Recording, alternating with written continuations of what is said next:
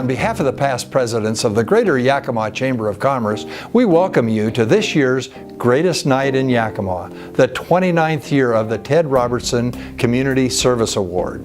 Tonight honoring Rick Pannell, his wonderful family, and his amazing body of work benefiting our entire community and region. Rick's passion for the betterment of Yakima, his belief that good fortune should be shared, and that we all work to find better ways to honor those who distinguish themselves through service that is above and beyond their own profession. Rick inspires leadership, achievement, and commitment to personal improvement, one person at a time. This award is our highest recognition for community involvement and accomplishment, and we are so honored to share the Pannell story with each of you. And as Rick humbly says, maybe when others see what we've accomplished, they will see that they have a passion for something too. Pannell Inc. was Rick's launching pad for his deep passion to grow our community one person at a time. Employees, clients, friends, and Yakima's youth were and are his audience. So sit back and enjoy the rest of my friend's story. Good evening, everyone, and thank you for coming to our family celebration tonight. My name is Jim Pannell. I am the brother with hair. Our family's history started in 1936 when our dad, at the age of 16, left Granby, Missouri to travel across the country seeking work in the orchards in the Yakima Valley. He was one of tens of thousands of people to come from that area, the largest migration in the history of Yakima. Rick was born in Texas, but don't hold that against him. Our father was in pilot training, learning to become a pilot of B-24s. Rick was raised in Yakima. He attended Gilbert Elementary School and Eisenhower High School. At Eisenhower, he was a 3-year letterman in football and a 3-year letterman in track. No, he was not a sprinter. Rick worked at Condon's in the orchards and in the hayfields, and even had a chance to work in the castle. He was a hop inspector and worked the green chain at Boise Cascade Mill. Rick attended WSU and today is still a proud Cougar. He and I were Sigma News, but the house was really full and Rick had to live in the annexes. In the annexes, studying was not the #1 priority, and possibly it was not the #2 priority. Many of Rick's brothers are shocked to hear that he became the president of a college board. It is said he has spent much more time in the Heritage University Library than he ever spent in the WSU library. Rick graduated at the height of the Vietnam War. So upon graduation, his first job sent him to Vietnam. When his Army commitment was up, he and I met in Glasgow, Scotland, and spent 4 months on the cheap traveling throughout Europe. For brothers, this of course was an experience of a lifetime. Rick went off to San Francisco and I went off to Denver. And 16 years later, when I brought my family back to Yakima, Rick and I got to spend a lot of time together when I joined the family business. Today we spend a lot of time together hiking and having meals together. Many, many meals. Rick, congratulations on an honor well deserved. I'm honored to be here tonight to talk about Rick and recognition. I think Rick is one of the all-time Yakima community leaders, and I'm just so honored to be part of this. In full disclosure, I'm here to talk about Rick and his relationship with the Yakima Family YMCA, but I've got to go back some 60 years to when we grew up in the same neighborhood, same block, one street apart. And I was 3 years younger than Rick, and I was a scrawny, skinny kid. And Rick was in junior high, and I was in grade school. He had a build like a college athlete in my mind, and I think I was pretty close to right. And I was just a scrawny little guy. But Rick was just wonderfully kind and considerate to even us grade school kids at that era. So in my mind, at that point, he was a rock star, and he was a rock star. He went on to all the things you saw here. He's done so many things, but I'm going to talk about the why. Last week I had a chance to have lunch with Rick and hear about the parts of his relationship with the why that I didn't know about. Rick has had a huge impact on the why, but before that happened, the why had a big impact on the young Rick. As we look back, Rick shared that so many of the organizations that he's passionate about today were organizations that had an impact on him as a youth or in his young adulthood. Something I think we all need to keep in mind. Some of Rick's earliest memories involving the Y centered around Camp Dudley. And Rick even remembers the steam rising up off the pancakes on the frigid morning in the Harvey Hunt Hall when he was getting ready to have breakfast. He also remembers campfires with Harvey Hunt, with his banjo and his harmonica, and has some great memories. Later, Rick remembers being dropped off at the new Y. We saw a picture of Ted Robertson helped build that on Natchez Avenue. He dropped off at the youth room. Later, he was involved with Harvey Hunt in boxing classes. And the Y was a wonderful opportunity for Rick shared to meet people from all over the valley, to meet young boys from the east side, west side, north side, south side, and friendships that he's maintained over the years.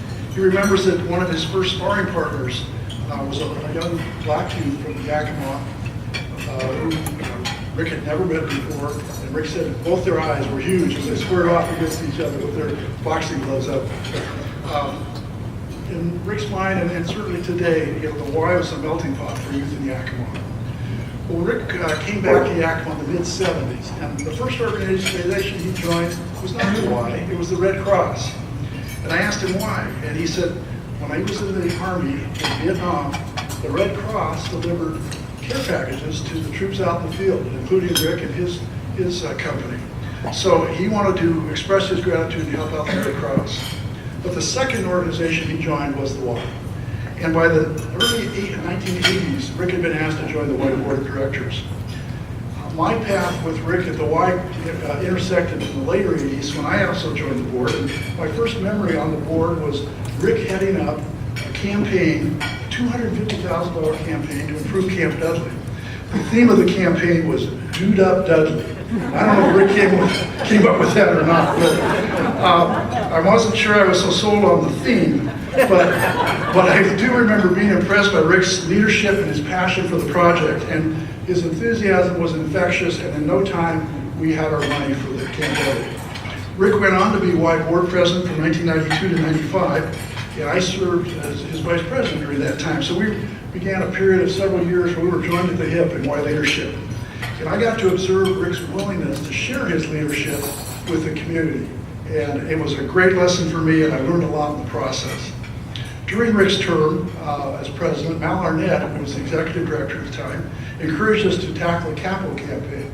And Mal set a goal for us of $3.5 million, which was the biggest capital campaign Yakima had ever undertaken at the time.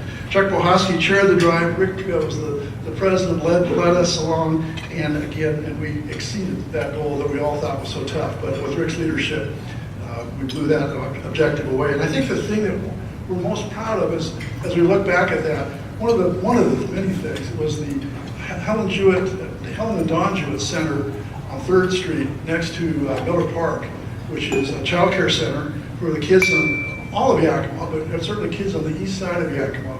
It was a first-class facility, and that came out of that capital campaign that Rick and Chuck Bohosky led.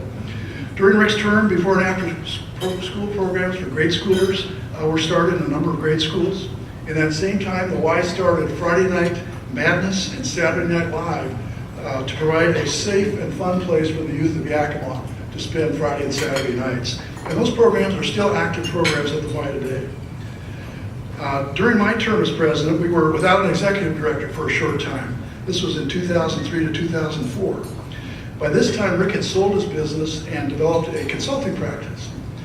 The first person I called to ask if he would fill the role of interim manager for the Y, or interim director of the Y, was Rick. And he accepted without even hesitating. And for the next almost 6 months, Rick was the CEO of the Y. So here's a young man who starts out as a camper at Camp Dudley and 50 years later is managing the Y. As those of you who might expect, Rick was not a passive interim director. He interviewed each person at the Y, asking what they liked about the Y, what could be improved at the Y. He set objectives for each person with their input, and he applied all the good best practices that he talked about in his consulting business. So he was a wonderful interim director for us. He's always been so passionate about the Y, and that passion spilled over to others, including Mary Jo. She recently served on the Y board and also has been the Y annual auction chair for the last 5 years in our Partner with Youth campaign. And Mary Jo and her team have broken all the records that have ever been set for that Partner with Youth auction. So in summary, in my years of serving with the Y, I saw firsthand what you heard a little bit, and what you're certainly going to hear from other people here tonight about Rick. He has an infectious enthusiasm. He has a passion for whatever he gets involved in. He doesn't have an Ivy League degree. He went to WSU and lived in the Sigma campus. But Rick has an uncanny vision, and he asks some of the best outside-of-the-box questions of anybody I've ever been around. And he just has a gift. He has a curiosity and just a gift to get to the heart of the issue. His concern is always about making the organization, the staff, and the volunteers better. So, Rick, you've been a great role model for me and for many other people here in this room and in this community. I'm so pleased to see that you are the 2017 Ted Robertson Community Service Award winner. Congratulations.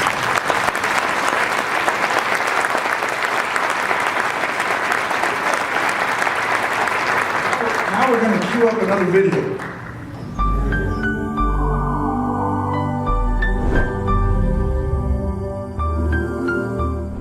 Hi, well, who is Rick Pannell? That's sort of what we're here tonight to decide. And you folks all know who Rick Pannell is, but let's say, for example, a stranger came in and sat down at your table from Tasmania or someplace, because everybody knows Rick around here. How would you describe Rick Pannell? What traits would you use? And I want you to think about that, and we'll come back and visit with you about that in a minute. I'm going to give you my take on it, and then we'll compare your notes, or compare your take. But fair warning, I only have about a minute left, so your part might get cut off a little short. So here's my take. I would ask this stranger if he had ever been around in his life golden retrievers. Most people have, and so I would say to know a golden retriever is to know Rick Pannell. Their personality traits align almost perfectly. You think of loyalty, passion, friendliness, you can go down the line. And I think what happened is, when I think about it, I've known Rick a long time. They've had Goldens, he and Mary Jo, ever since they've been married. And Rick was around Goldens as a youngster. And I think through the process of osmosis, the dog's brain got implanted into Rick's human brain so that their traits line up almost exactly. For example, how many times has this happened to you? You're having lunch with Rick, or you're at a meeting and somebody walks in the door. The first thing Rick does is run up to that person, jumps up on them, puts his paws on their shoulders and starts licking them in the face. He licks them all over from the forehead all the way down, and it just, down, Rick, down. So then he goes down and grabs your pant leg and he goes, rah, rah, rah, rah, rah. And that's his way of telling you that he wants you to throw a ball for him. I cannot tell you the number of hours I have spent in a park throwing a ball for Rick Pannell. And he doesn't just go over and pick the ball up and bring it back to you. He picks it up, he looks around to see if anybody else has come in the park that he might know or not know, and he runs over and jumps up on them and does exactly the same routine. He's friendly, he's loyal, he's sincere, he's everything a Golden is. But I know he's confused tonight. It's a very big night, there's lots of commotion, there's lots of awards. I don't think Rick really understands what's going on. So I have to put it in his frame of reference. Rick, tonight, you are best of show. You are best of show. And I couldn't be more proud. You know, we at La Casa were looking for a way to raise some money to help support the program. And we came upon the idea of offering Spanish classes, and I had known Rick for some time and knew that he was interested in learning Spanish. And so I gave him a call, and he was really excited and invited, I think, at least 5 of his friends to come and take the class. And it was a great experience, had a lot of fun, and he never left. And that was probably in the year 2000. And it was really important to Rick that people that we served here at La Casa, that they continue to be served and that they be able to grow and mature. And even though Rick and I may not have had common ground all the time, we certainly had common ground in that matter. And it was really inspiring to see his involvement and to be a part of his life, and for him to be a part of our life. And I get to now receive that same level of inspiration from working with Rick on behalf of La Casa. He is one of our absolute strongest advocates in the community. He has a very strong voice, and he's always making new friends on behalf of La Casa Hogar. So we've also had the privilege to really just get to know him as a person and enjoy his sense of humor, enjoy his energy, and learn a lot from him and his passions in his life. So thank you, Rick. On behalf of La Casa Hogar and on behalf of Carol and I, thank you so much and congratulations. I have been Rick's and the Pannell Company's business lawyer for approximately 40 years. I first met Rick in 1976 when I moved to Yakima. My wife Christy and I were looking for a house, and we met Rick and Mary Jo at their house on Tyaton Drive, which they were selling. We didn't buy the house, but Rick asked me if I spent every Friday at the Golden Wheel with the other lawyers, and I said no, I go to the Y on Fridays. The next week he brought his business in, and I started representing he and his family's company from then on. The second story I have is that his father, George, was quite a character, and the first bill we sent to Pannell Inc. was a bill for services, and plus it included copying charges. Of course, in those days, we called the copies Xeroxes, just like you called tissues Kleenexes. George came in and said he's not paying the bill. I asked him why, and he said, because you have Savin copies, you don't have Xerox copies. I'm not paying it till you change it. So the fruit doesn't fall far from the tree. The last story I have to tell about Rick is actually Rick and George. Rick had purchased an apartment building with some of his buddies. George comes in and mumbles to me, he says, you know, I was thinking about giving Rick the business, but if he can afford to buy apartment buildings with his friends, then I guess he can afford to pay me for the business, and Rick paid for that business. So Rick learned a little bit of a business lesson from his father there, though it was an expensive one.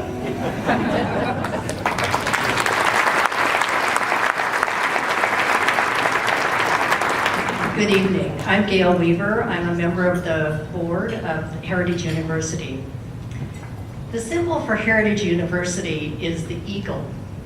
Rick has been the head eagle, serving as board chair for 6 years, the longest serving board chair of Heritage.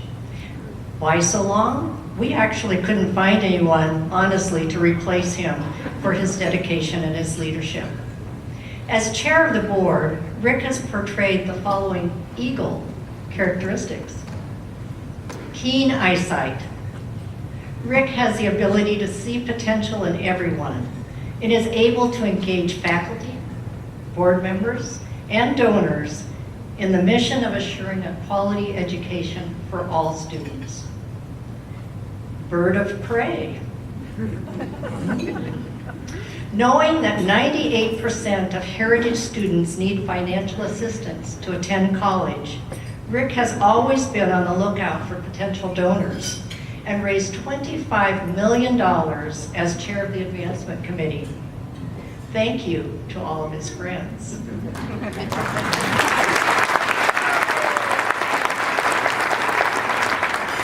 Nest building.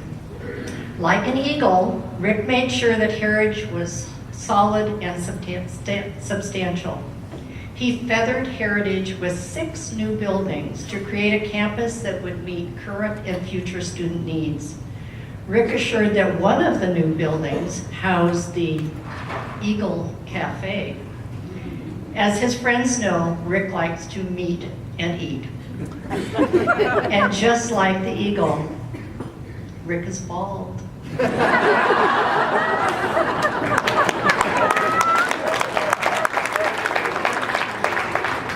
Thank you, Rick, for your leadership and your dedication. I'll end my comments the same way that you would end all of our board meetings. Right at the end of a long day of board meetings and a lot of discussions, it was time to move on to dinner, and Rick would, with a big smile, say, "It's wine time."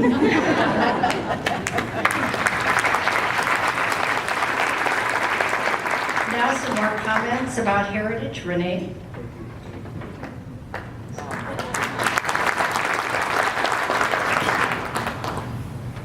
Rick? Hey, Renee. Thank you, Gayle. Good evening, everyone. My name is Renee Boucher.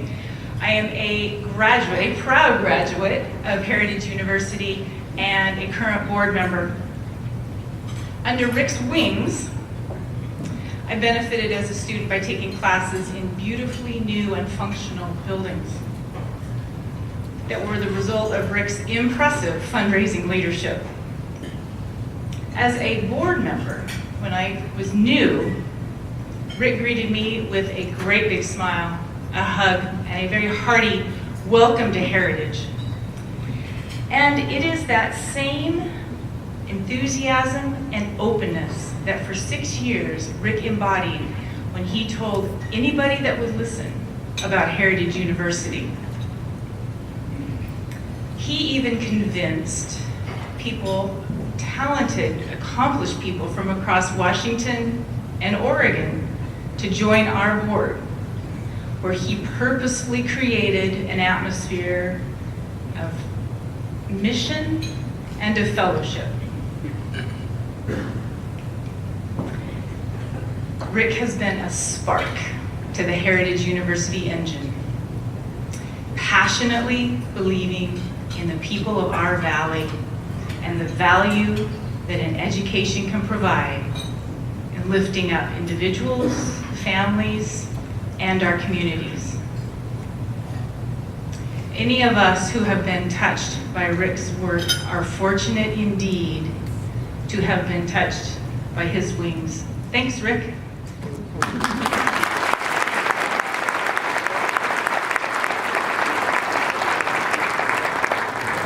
And now we get to hear from some more of Rick's friends.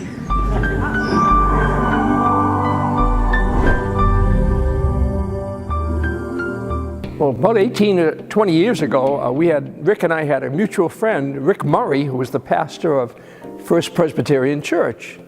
And he kind of hooked us up together, and we started to talk and found out we had a great deal in common. He had served in Vietnam with the Army as an officer, and I had served in Vietnam as the same way with the Marine Battalion. We'd both been in combat. He told me that he had received, and he did, Bronze Star, and it was something else we had in common. And we talked about a great deal about our past and the history of Vietnam and how it had made a tremendous change in both of us.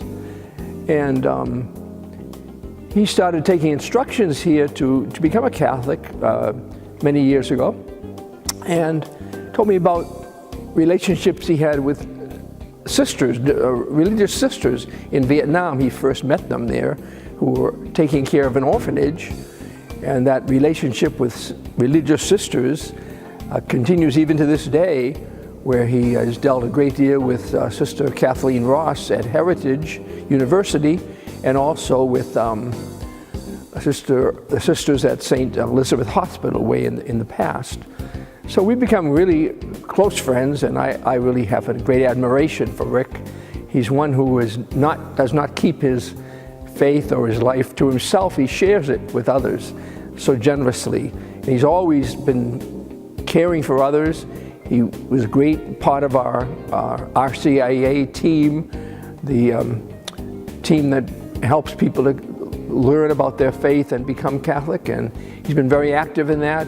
He leads a retreat every year, a group of men, ecumenical retreat of all different faiths down to Mount Angel Abbey in Oregon. And he's extremely active in his own faith and professing his own faith, and here in this parish, at the Cathedral Parish of St. Paul. And it's really my joy and privilege to call Rick a good friend. And I'm really pleased that he's the recipient of this wonderful honor today as we gather to celebrate Rick and his own life. I would like to talk about Rick, the man, the friend. Rick, we admire your sense of humor, your continuing journey of faith, your never-ending quest for more knowledge and wisdom, and your commitment to this community and your friends and your family. It's been said that everyone has a friend during each stage of their life, but only lucky ones have the same friend in all stages of life. I have been lucky to have Rick as a great friend for over 40 years. We've experienced many things together during this friendship. We've raised our families together, we've skied together, we've ridden Harley motorcycles together all over the country, and we've boated together around the Pacific Northwest. We've traveled in many countries together, we've logged many miles mountain biking together, and we've hiked many trails together. Rick approaches each trip and each adventure with a desire to experience all there is to learn about the area and its people. As many of you know, he has never met a stranger, and he always makes new friends wherever he goes.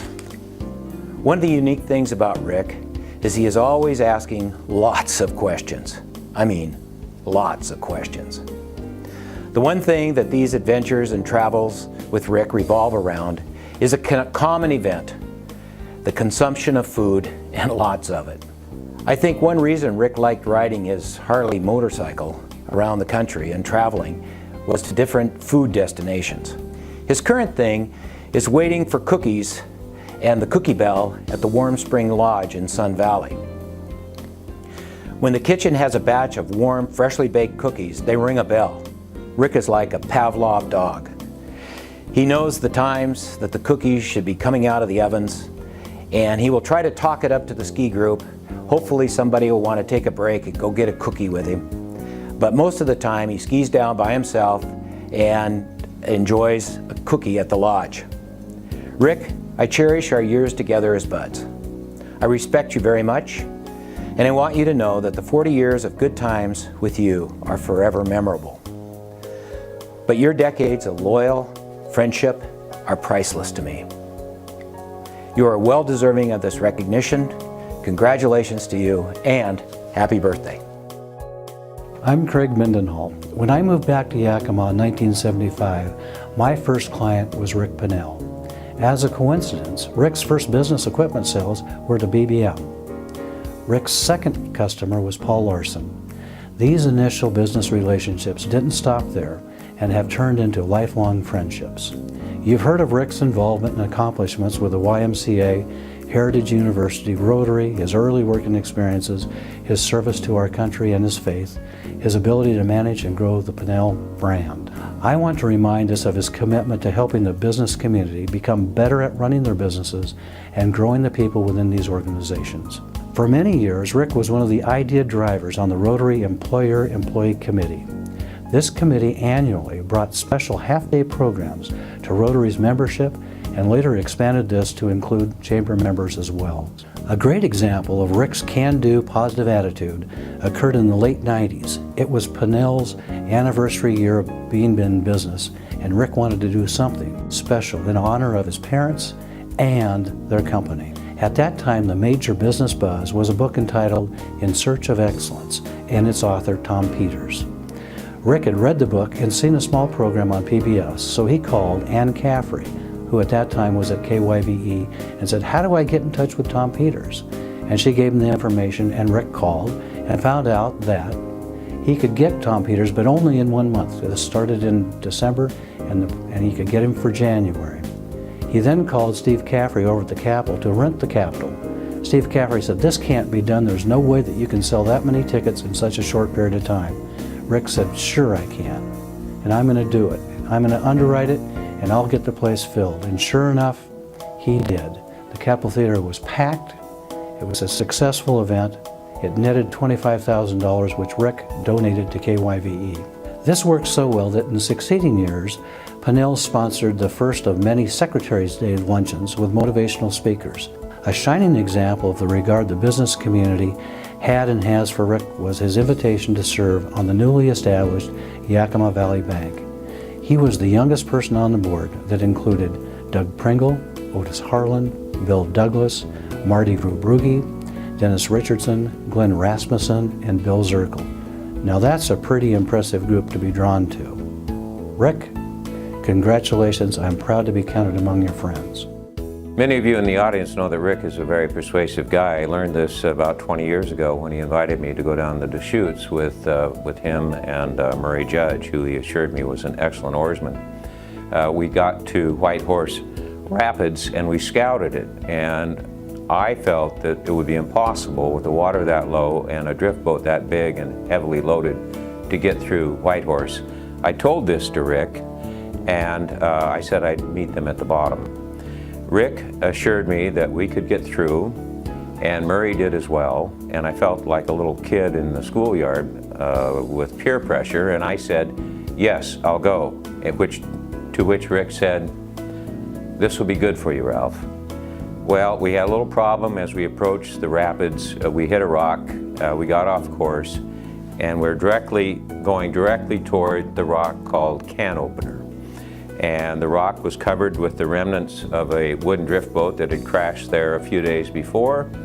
And just before we hit Can Opener, I glanced to my left. Rick and I are riding in the front of the boat.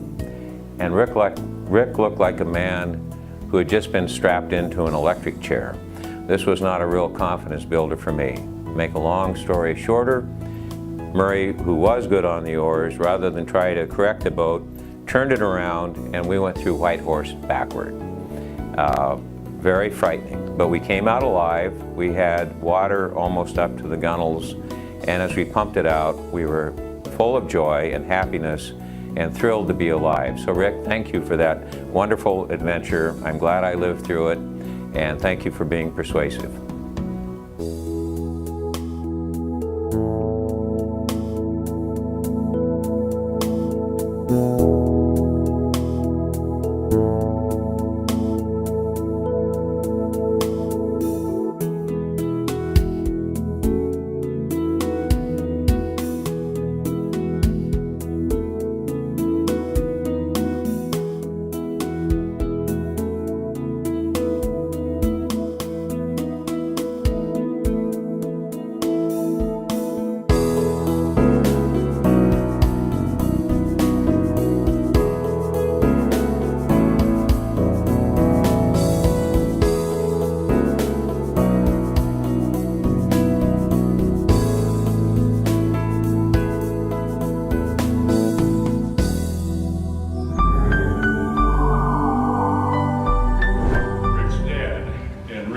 Jim were also Rotary Club presidents, a real Rotary family.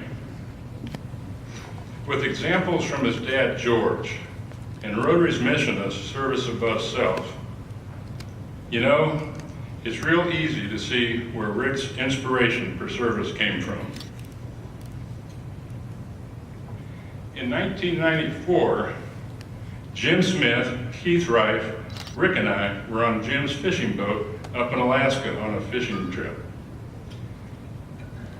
We were having dinner and sitting around on the boat and trying to figure out who got the prize for catching the biggest fish.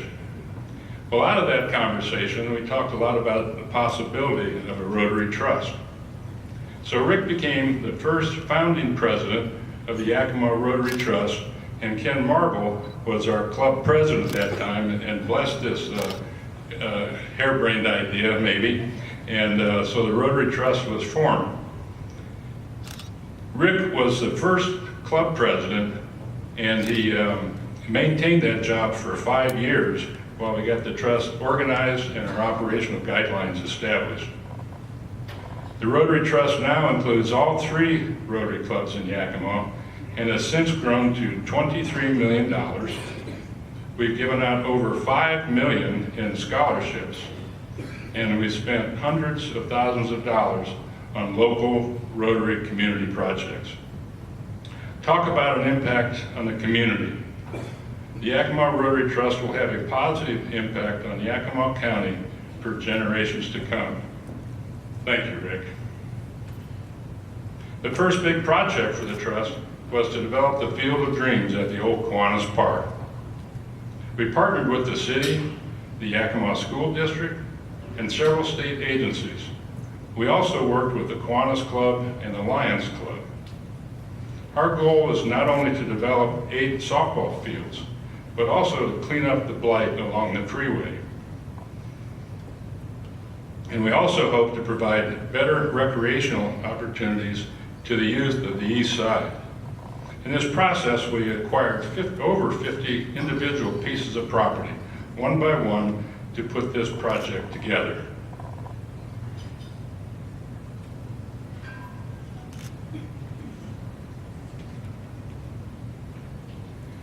Rick also started a new tradition at the Downtown Rotary Club. He called it the Unsung Hero Award. This was not an award for industry captains or local dignitaries. No, it was an award for people who quietly worked in the background to make Yakima a better place. Each year, Rick finds a deserving person in Yakima, then invites the awardee and their family and their co-workers to join us at a regular noon meeting to be recognized for their community service. Those unsung heroes and their programs have been very heartwarming and sometimes tear-jerking events. That's so you, Rick, it really is. Rick chaired several committees over the years, and Rick is, as you've heard many times tonight, he's very creative and innovative. Rick is always the go-to guy, the idea guy. But more importantly, he has the leadership skills to actually execute these ideas and execute them through to completion. Rick's favorite job in Rotary was as the program committee chair, in which he did 3 different years over a period of time. He worked with enthusiasm to secure meaningful and interesting programs every week. 52 weeks times 3. That's a lot of programs to organize. But that's enough about Rotary. Let's segue to Rick's passion for riding his Harley-Davidson motorcycle. Rick loved to ride his Harley, especially with Mary Jo. He really played the part. Levi's, leather jacket, sleeveless Harley t-shirt, always in black. A red bandana, big black boots, and yes, he even tried to grow a ponytail. Rick, sorry buddy, it just wouldn't work for you. We rode with a neat bunch of guys and their wives. They were mostly Rotarians: Joe Farina, Bill Dolson, Frank Rouse, Stan Martinkus, Rand Elliott, Craig Garrison, Red Ramsey, and John Gorman.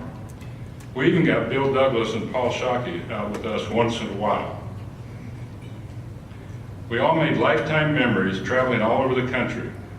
One time we even shipped our bikes to Boston and had an incredible and glorious fall foliage tour of New England. We went to Milwaukee for Harley-Davidson's 100th anniversary. We were at Sturgis, South Dakota with 500,000 other motorcyclists, 500,000 of our best friends. What an incredible experience that was. We rode the winding roads on practically every mountain pass in the Northwest. We rode through Sonoma wine country. We rode in California, and we toured the national parks in Utah.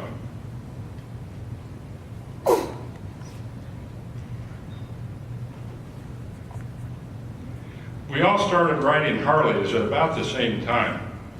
We were all recent empty nesters and kind of all going through our midlife crisis. And then we all stopped riding about the same time, about the time a lot of us were having grandchildren. So we kind of aged out, as they say. And we're happy to say that nobody got hurt and there were no accidents. We made it. So it's a good time to quit. Just wanted to quit while we were ahead. So I have so many memories with you, Rick, and I look forward to many more. Now, it is my great privilege and pleasure to present the Ted Robertson Award for Community Service. Would you please stand as we present the award to Rick Pannell.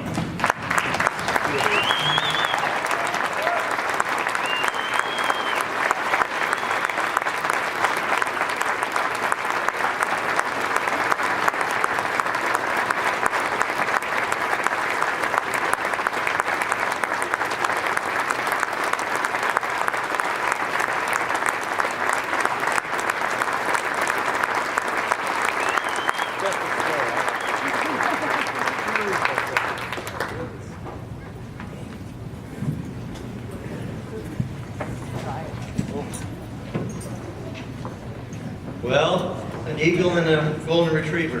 Where to start? You know, I want to thank the Chamber very much for this evening. Great job. Thank put all these videos we saw tonight together. Great job.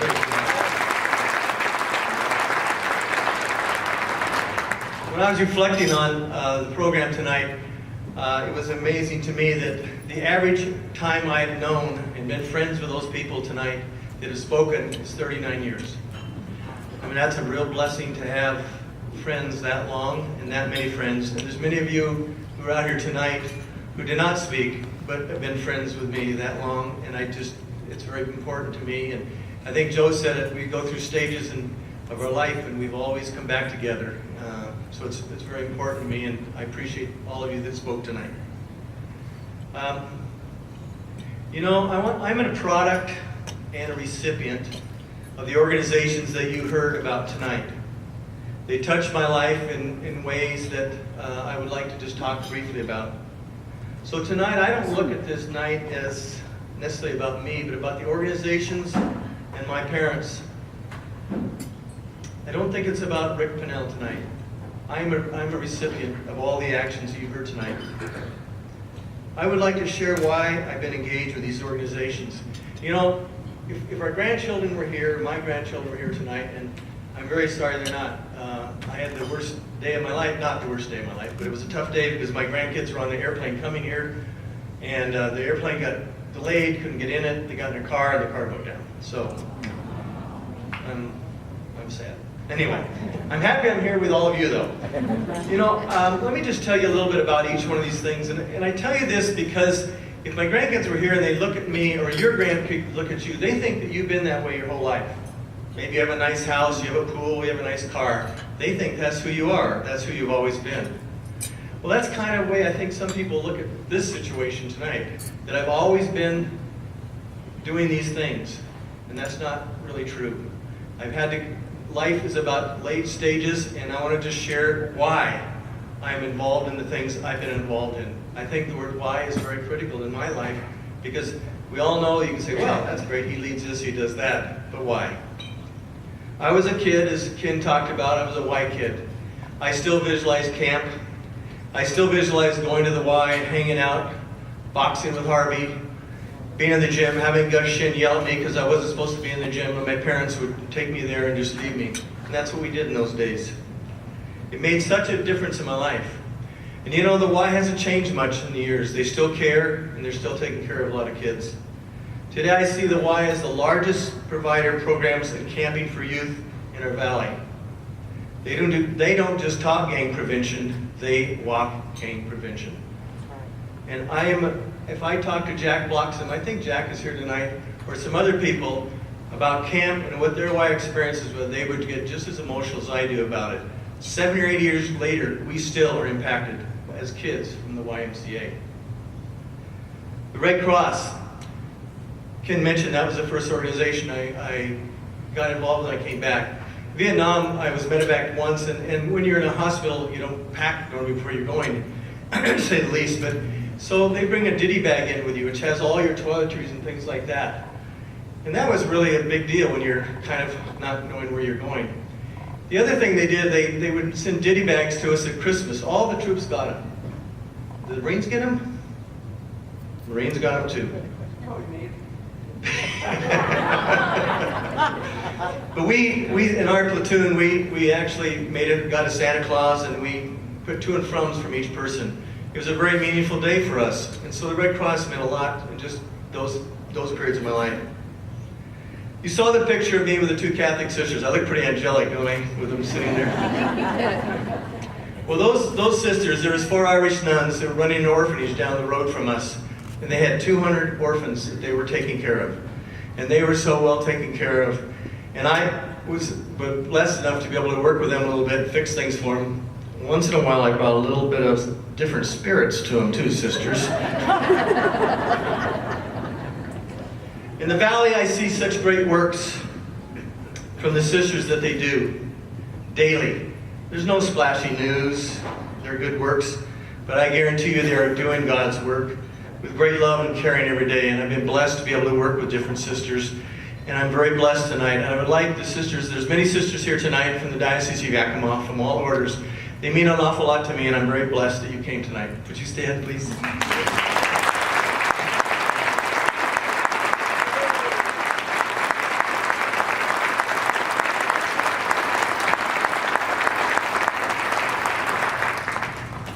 Mother Teresa says, none of us can do great deeds, just small deeds with great love.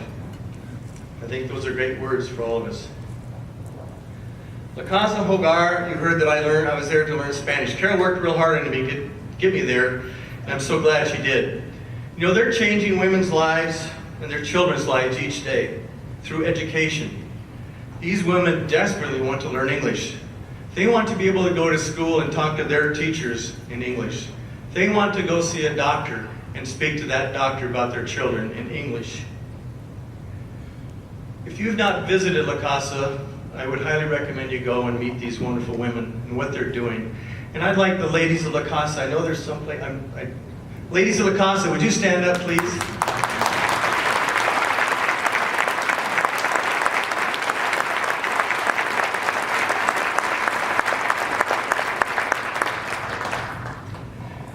There's not a better way, in my opinion, for a person to get out of poverty except through education. When I meet our students at Heritage University, I'm amazed at how they can do it. They have families, they work, and they go to school full time. They motivate me because they're so motivated. Heritage is probably the most skilled and diverse board I've ever served on. Most challenging mission I've ever been involved with. An unbelievable dedicated board, faculty, and staff. It is critical to achieving the Heritage mission. The Heritage mission doesn't just impact that student or that graduate. It impacts that family for generations. My time of being with students, and I'm sure you've all been on boards where it's tough. And what I do is go to Camp Dudley, see the kids, or go talk to the students at Heritage. And we have our new president, Andrew's son, and Norma tonight, and the Heritage family. Would you please stand, please?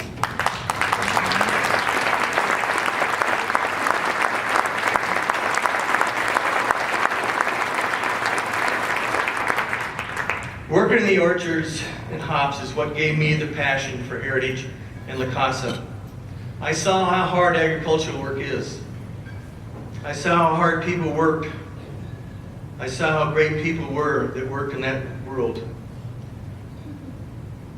So working with people in that background was comfortable and familiar with me. I want to be a source to help these organizations that help families to improve their lives through education. One of the blessings you had in my generation is we got to work in orchards as kids.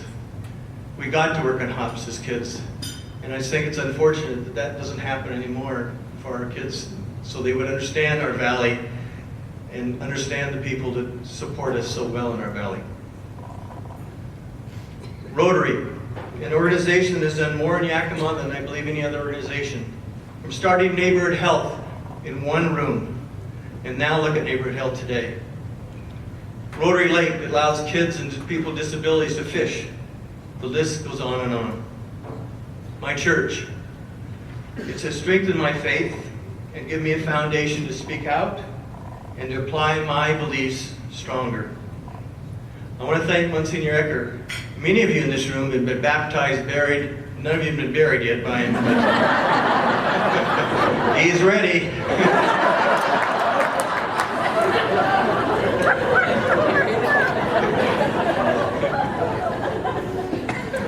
Thank you, Monsignor, for being part of my faith journey and so many of us in this valley.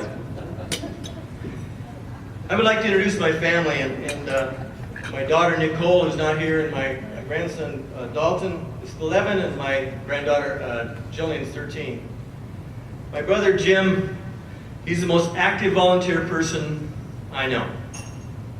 The time he puts in all his volunteer activities is an inspiration and a bar for most of us can never obtain. He also happens to be one of the funniest and most cynical people I've ever met. Kate and Jim have a second family that are so important to them. Through Greg Nebeker's Trail Seeker program, and Greg is sitting here, and I'll have you stand a minute, Greg. Program, they met Marty and Santiago at a very young age. As the boys got older, they were no longer able to live at their home. Since Marty and Santiago have become part of the Pannell family. Santiago is the hardest working young man I've ever met, and he's also now in the Army Reserve. And Santiago, we're very, very proud of you, and I wish you and Daisy would please stand just a...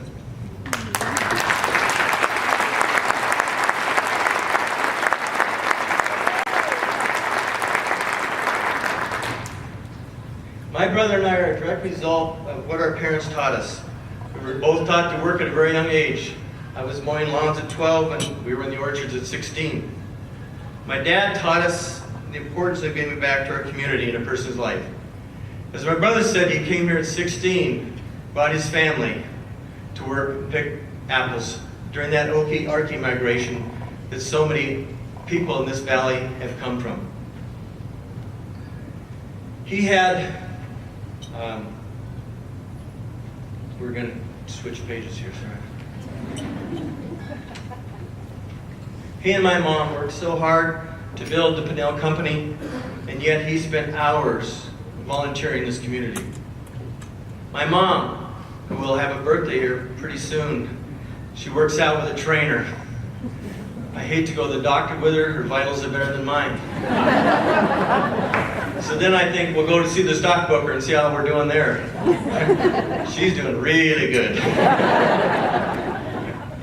My mom taught us the value of independence, the ability to trust in oneself, to enjoy oneself by being with yourself, to use solitude as a way to enhance life and gain peace. Thanks, Mom.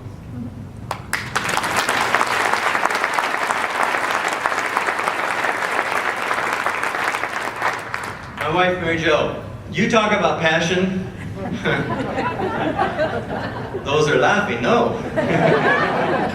She's been so supportive of my quirks and works through the years. Since retiring after 39 years at United Airlines, she has really let her passion be part of our community also. As Ken said, she led the YMCA auction, and as you could tell, dogs are a big part of her life and our life, and she's recently going to be joining the Humane Society board. And I thank you, Mary Jo, for coming to a lot of dinners and putting up with Rick Pannell. Thank you.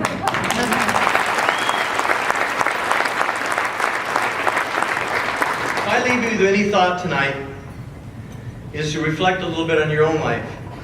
Find out where your passion is in your life, where others have impacted your life. Volunteer where you have passion. Don't worry about resumes. Organizations need volunteers with passion, people that care and truly believe in the mission. They need you, your individual skill sets. Don't sell yourself short. I want to get, last but not least, thank you all for this very special honor and being here this evening with my family and the organizations that I've been so blessed to be involved with. I wish you all good health, peace, and happiness. Blessings to you all.